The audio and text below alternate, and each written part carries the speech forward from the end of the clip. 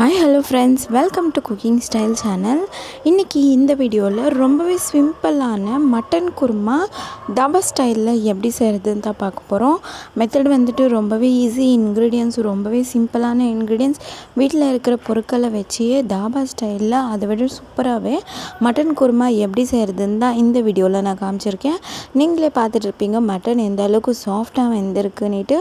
இதோடைய டேஸ்ட்டும் அதே அளவுக்கு சூப்பராக இருக்கும். ஸோ மிஸ் பண்ணாமல் ஒரு தடவையாவது நீங்களும் வீட்டில் ட்ரை பண்ணி பார்த்துட்டு இந்த ரெசிபி உங்களுக்கு எப்படி வந்துச்சுன்னுட்டு என்னோட கமெண்ட்டில் ஷேர் பண்ணுங்கள். இப்போ இந்த ரெசிபி எப்படி செய்கிறதுன்னு பார்க்கலாம். நான் வந்து ஒரு 1/2 kg மட்டன் எடுத்து கழுவி எடுத்து வச்சுன்னு இருக்கேன். 2 மீடியம் சைஸ் தக்காளி எடுத்து கட் பண்ணின்னு இருக்கேன். 2 மீடியம் சைஸ் வெங்காயம் எடுத்து கட் பண்ணின்னு இருக்கேன். ஒரு 2 டேபிள் ஸ்பூன் அளவுக்கு தயிர் எடுத்துன்னு இருக்கேன். 1/2 டீஸ்பூன் மஞ்சள் தூள், 2 டீஸ்பூன் மிளகாய் தூள், 2 டீஸ்பூன் தனியாத்தூள், அது கூட ஒரு டேபிள் ஸ்பூன் இஞ்சி பூண்டு பேஸ்ட் எடுத்துன்னு இருக்கேன்.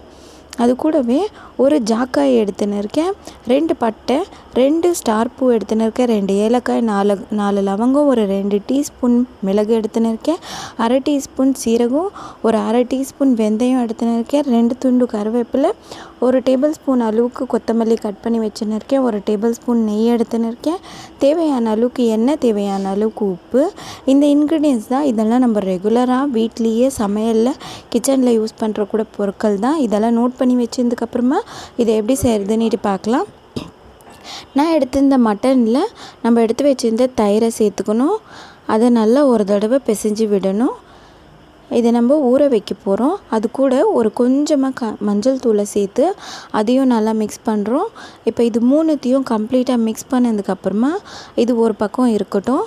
அதுக்குள்ளே நம்ம ஒரு சின்னதாக மிக்சர் ஜாரை எடுத்து நம்ம எடுத்து வச்சுருந்த மிளகு, சீரகம், வெந்தயம், பட்டை, லவங்கம், ஏலக்காய், ஸ்டார் பூ, அப்புறம் ஒரு ஜாக்காய், இது எல்லாத்தையும் சேர்த்து நல்லா மிக்ஸ் பண்ணிக்கணும்.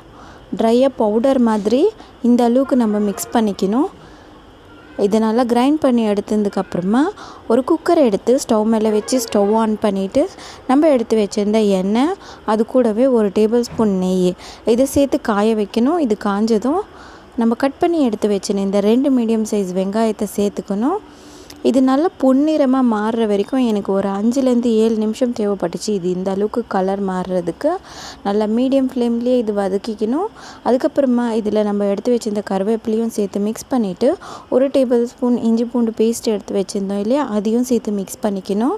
இப்போ இது எல்லாத்தையும் கம்ப்ளீட்டாக மிக்ஸ் ஆனதுக்கப்புறமா இதில் நம்ம மீதம் இருக்கிற மஞ்சள் தூள், அது கூடவே மிளகாய் தூள், அப்புறம் தனியாத்தூள், அப்புறம் நம்ம கிரைண்ட் பண்ணி வச்சுருந்த மசாலா பவுடர், அதாவது இது வந்து ஸ்பைசஸ் பவுடர்னு சொல்லுவாங்க, கரம் மசாலா, இது எல்லாத்தையும் சேர்த்து நல்லா மிக்ஸ் பண்ணி விட்டதுக்கப்புறமா எண்ணெயில் மசாலா மிக்ஸ் ஆனதும் நம்ம ஏற்கனவே ஊற வச்சுருந்த மட்டனை சேர்த்து மிக்ஸ் பண்ணி விடணும். இது இந்த அளவுக்கு இந்த கன்சிஸ்டன்சியில் கம்ப்ளீட்டாக மிக்ஸ் பண்ணதும் நான் வந்துட்டு மட்டனை ஊற வச்சிருந்த அதே பவுலில் ஒரு 1/2 டம்ளர் தண்ணி சேர்த்து மிக்ஸ் பண்ணி சேர்த்துக்கினேன். அது கூடவே இன்னொரு 1/2 டம்ளர் தண்ணி சேர்த்து நல்லா மிக்ஸ் பண்ணி விடுறேன். அப்புறமா நம்மளுக்கு தேவைப்படுற அளவுக்கு உப்பை சேர்த்து நல்லா மிக்ஸ் பண்ணி விடணும். இப்போ இது எல்லாத்தையும் சேர்த்து நல்லா கம்ப்ளீட்டாக மிக்ஸ் பண்ணதும் நம்ம கட் பண்ணி வச்சுருந்த தக்காளி சேர்த்துக்கணும்.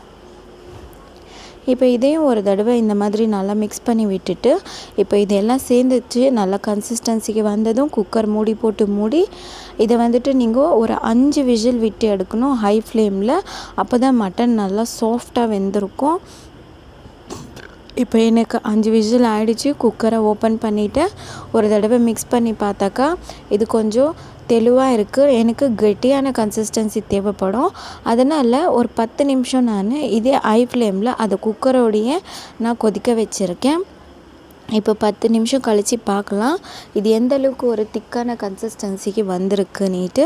உங்களுக்கு வேணும்னா நீங்கள் இந்த ஸ்டேஜ்லேயே எடுத்துடலாம். குருமா வந்து எப்போவுமே கொஞ்சம் மீடியம் கன்சிஸ்டன்சியில் இருக்கும், ரொம்ப தெளிவாகவும் இல்லாது ரொம்ப கெட்டியாகவும் இல்லாதும். அதனால் இது 10 நிமிஷம் கழித்து ரொம்ப கெட்டியாகிடுச்சு. இந்த ஸ்டேஜில் நான் கொத்தமல்லியை தூவி விட்டுக்கிறேன். ஒரு டேபிள் ஸ்பூன் கொத்தமல்லி எடுத்துருந்தோம், அதையும் நல்லா தூவி விட்டுட்டு இப்போ மூடி போட்டு மூடி ஃப்ளேம்லேயே நம்ம ஒரு 5 நிமிஷம் விட்டோம்னா இந்த கன்சிஸ்டன்சிக்கு வந்திருக்கு. நீங்களே பார்த்துட்டு இருக்குவீங்க இது எந்த அளவுக்கு சூப்பராக வந்திருக்குன்னுட்டு. கிரேவியும் பர்ஃபெக்டாக இருக்குது, மட்டனும் நல்லா வெந்திருக்கு சாஃப்டாக, பார்க்குறதுக்கே ரொம்ப கலர்ஃபுல்லாக இருக்குது. பார்க்குறதுக்கு மட்டும் இல்லை, இது டேஸ்ட்டும் அந்த அளவுக்கு சூப்பராக இருக்கும்.